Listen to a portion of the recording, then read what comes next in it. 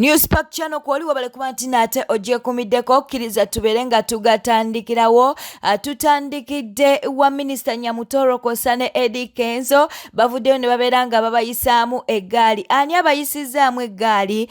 Bamuyita Dorin avuddeyo n'alyoka agamba nti no couple ya Nyamutoro Kosa ne Eddie Kenzo mbu yeesinga okubeera boring, most boring celebrity couple. Bw'atyo bw'avuddeyo n'alyoka agamba nti tebasobola kubeera nga bato ate nga couple munnange ebowa.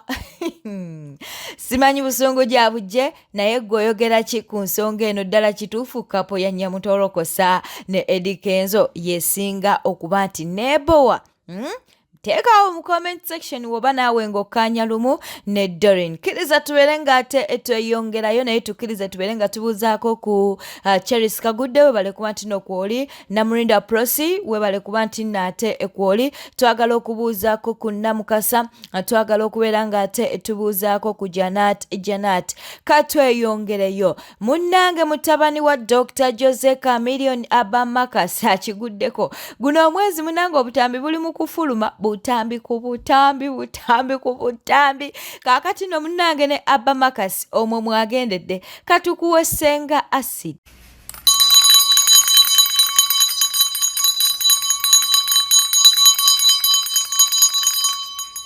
Badiyale Abamakasi naye asiimye.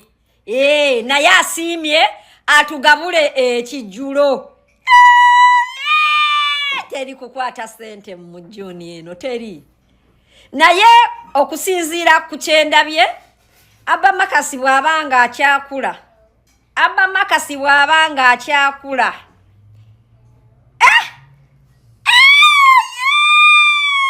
Twegatteko tubeere nga tuyozaayoza mutabani wa Pastor Kayanja.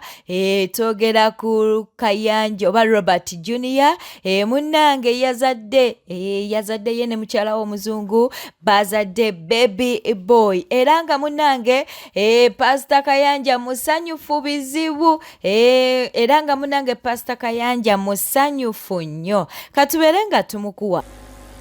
I want to congratulate my son and my daughter-in-law. God gave them a beautiful baby. Omusumba Robert Junior n'omukyala mukama yawadde baby omuyitirivu obulungi. I want to congratulate Pastor Jessica. You a judge now. Njozaayoza omusumba Jessica oli jjajja mulamba kati. And I want to congratulate the other parents on the other side, Malina's parents. Mr. and Mrs. Giles. You are also grandparents now. So I want to thank God. I am also a judge.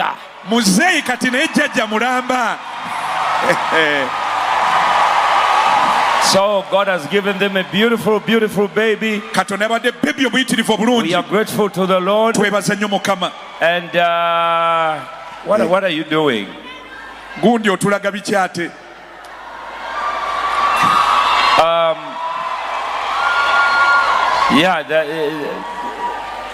Me, I'm here to thank God. I got the news, I got excited. I can't keep it to myself. Could you imagine that is my first grandchild? Glory to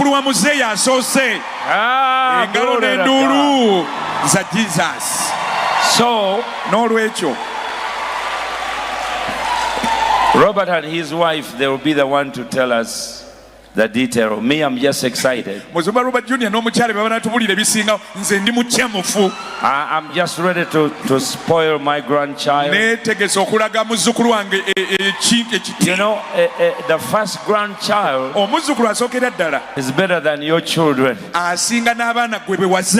You get to love him or her more than anything else.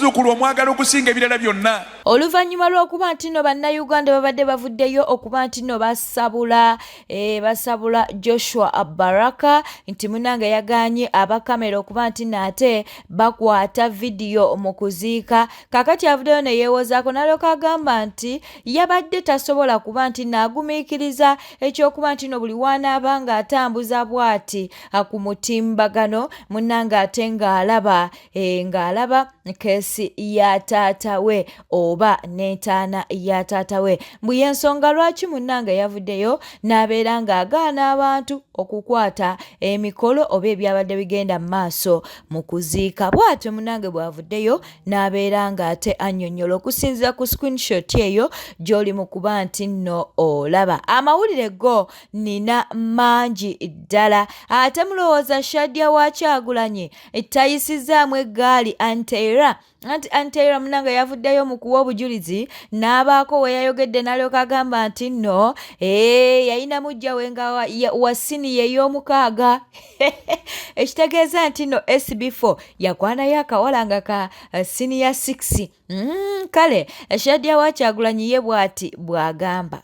Ngenda nenywa oluzaalo nali ngudde mu luwonko jjukira yakola interview n'abyogera. Mukama yeebazibwe nanywa omulundi ogwasooka olubuto lwagaana. Mukama yeebazibwe naye ate mujja wo nga wa siniya 6 mbo mujja wali mu siniya 6.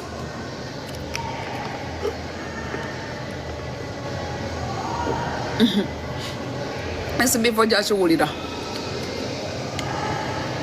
oja kiwulira ono si wakukuviira kaawo at least ajja kuleka nga YouTube channel banningiddwa. Tiimu y'omukazi tegirwapeko kabulobe omukazi akulemeddeko nze simanyi naye abantu abawukana n'abantu ne musigala nga mubajokera muba mufunirawa kyokka ekyewunyisa nti you people mulira ne chance nti mwe mwayukana n'abantu bosigala babawa obuyambi naye kati musaasire ffe abawukana n'abantu nga naye tebatuwa yadi n'ekikumi naye nga wetuli n'abaana mwe mulina ne chance nti nawulira wano SB4 ng'agamba nti abaana bange ndina okubaweereza amata ndina okubaweereza emmere ndina okubaweereza kino naye era sitiru ne muleekaana kati musaasira omwana ali eyo ng'okuva lwe yayawukana n'omusajja talina kyamuwa muyinza olowooza nti bano be basajja ababasookako. Ono agambe Shadi yangenda kuwasa n'abaana bo n'abaana oyagala kubawasa sooka ogumiikiriza ogenda kumpa soowase n'abaana kino kye bayita okugula enkoko n'amagi osooka n'olya amagi bwe gaggwawo n'olyoka olya enkoko. Kale ssebo ogenda kumpasa n'abaana si wabi yenuma otute ya lulyo teri kwekwasa nti ate nenywa oluzaalo nengwa mu luwonko.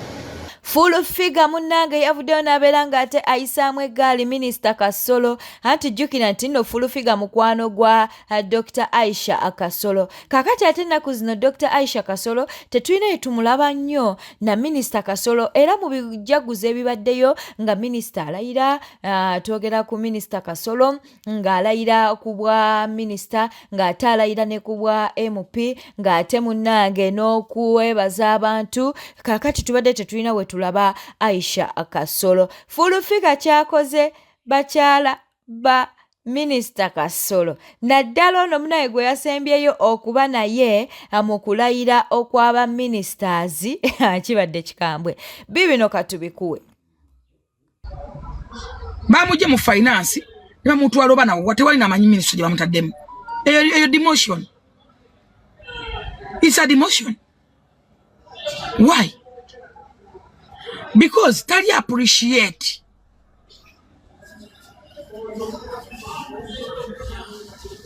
nasoka kulabira ku bubaga nengene tugenda mu misinde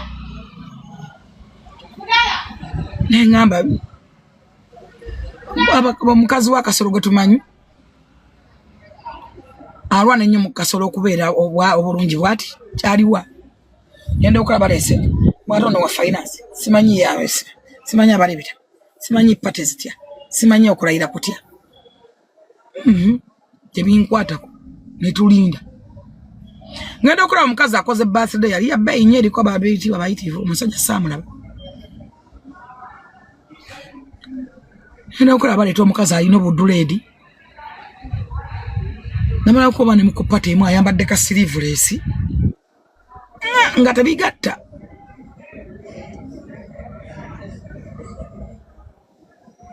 tugenza okomekera ngo musajja ali mu demotion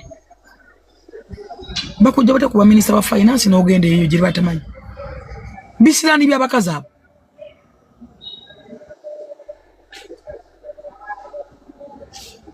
biba bisirani nti yozori oba amanyi goli tagayagaliddemu waliwo yalwana okubeera awo woli where is that woman waliwo yafiirwa ebingi okwewaayo okulaba nga osurviving where is that woman katonda talya mandaazi kyembagambye nti ffe tuyinza obutasobola kwerwanirira abantu amu tebalwana ntalo zaabwe kasita obeera ku mazima mu bulamu bwo kasita obeera nga toyawukananga n'amazima katonda afa kimu fayiro eyimiridde etya mu bantu be baavuma ku Honorable Kasolo oyo mukazi Dr. Ruth Aitha baamuvuma baamutyobola bayogere ya focusinga ng'ayagala ggolo yabba omuntu seeke member MP kyotera ojo otya okubeera mu ministry nga bakujje mu ya finance ne bakusuula eyo demotion gwa maziga g'abantu mulaze nti talina makulu essaawa zino Wadred yaliwo minisita omunabola era tano omukazi Wadred mu mutwe namulabako ne bizinesi y'amasuuti tomanyi gyeri famasi enene tomanyi gyeri abakazi abamu bayina ebisirani bye bye bakuze bigazi bwe biti mukwana abakazi nga mwegendeza kiringa n'abasajja bamu waliwo n'abasajja balina ebisirani n'oyagala omusajja emyaka gyo 10 n'omaliriza nga tolina kyomufunyemu n'eki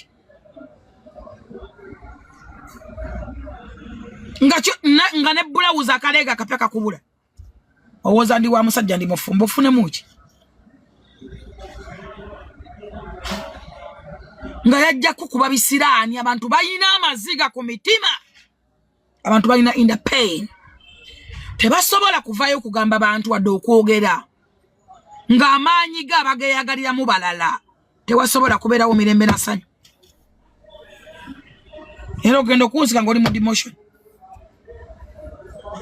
abantu abamu baminisita naye nga basuuliddwa busuulu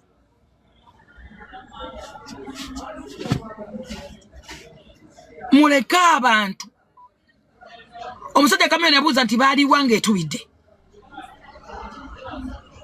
buli bw'obeera nga mu mbeera gy'oyitamu manya abakwagala be baani be baba babeerawo bw'oba ng'otubidde abajja mu masanyu okusanyukira mu masanyu g'abalala ge baabonaabonera babeera mu ddinaayo baba bakakasa naye nga beekakasa bokka tebalina gwe bakakasa ensi ogenda kugigamba ki you are living in denial life that is denial muleme kwerimbira mu maziga g'abantu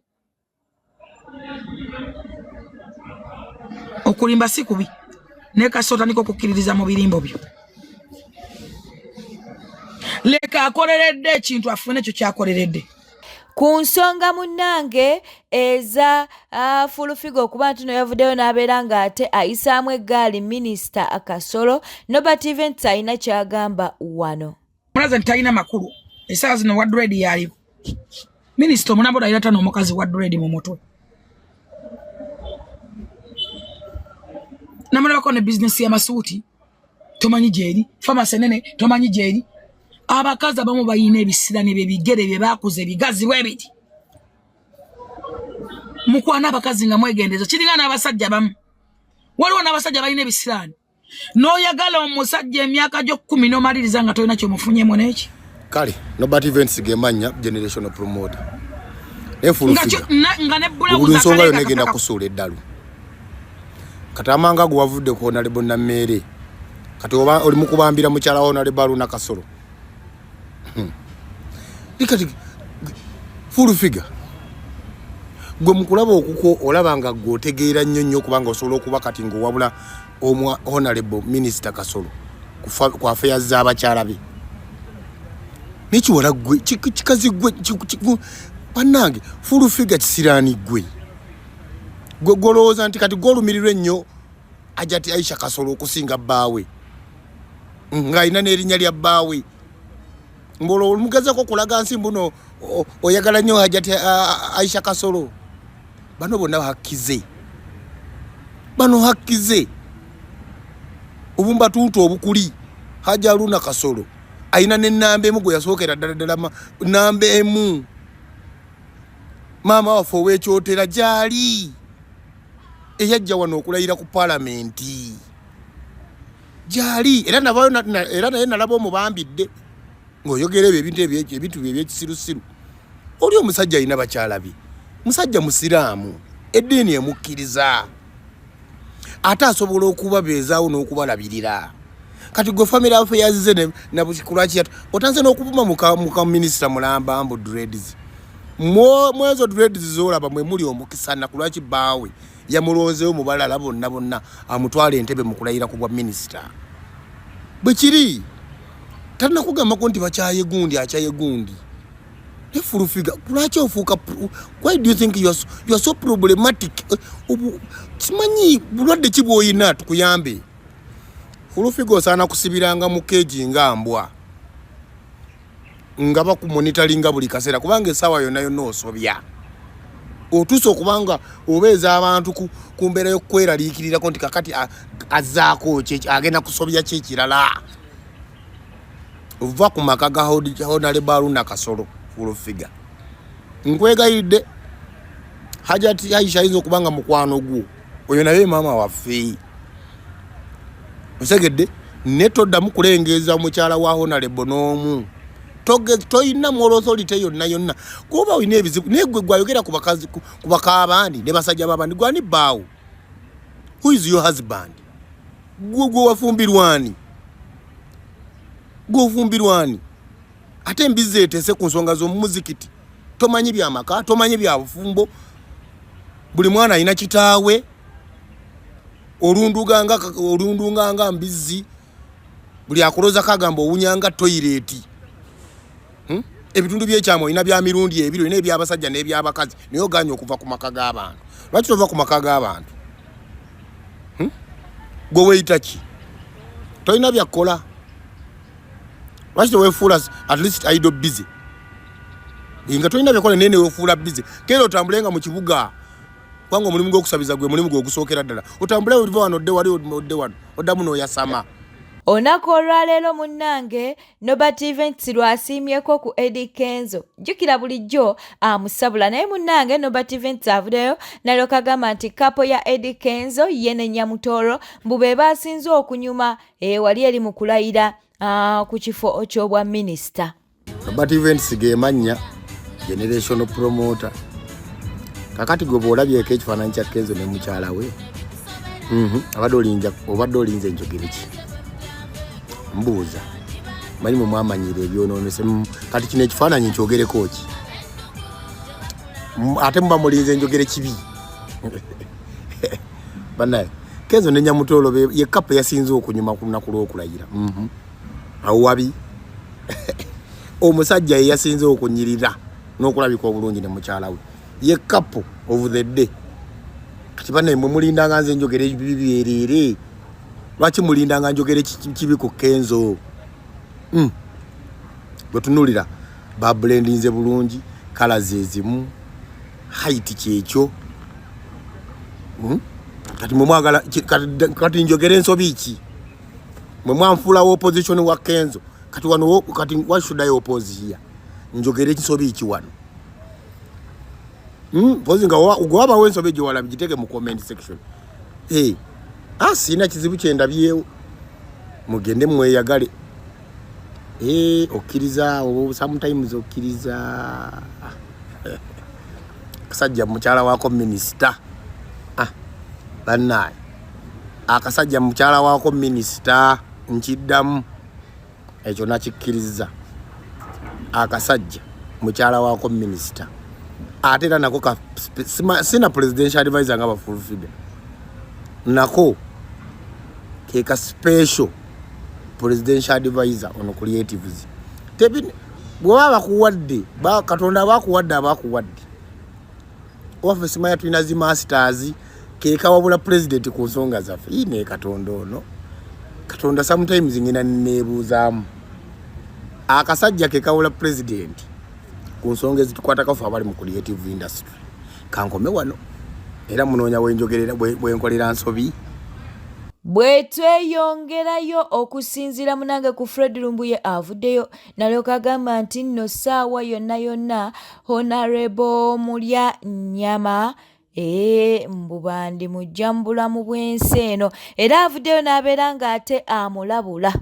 Mukulu ali Mulya Nnyama omukazi ono ne banne bakwagala oli mufu. Omukazi ono ne banne bakwagala oli mufu. Njagala nkubuulire obaka omukyalo ono yono wano. Omukyalo ono yono wano ayagala ali Mulya Nnyama nga mufu. Omukyalo oyo mula bulungi nnyo.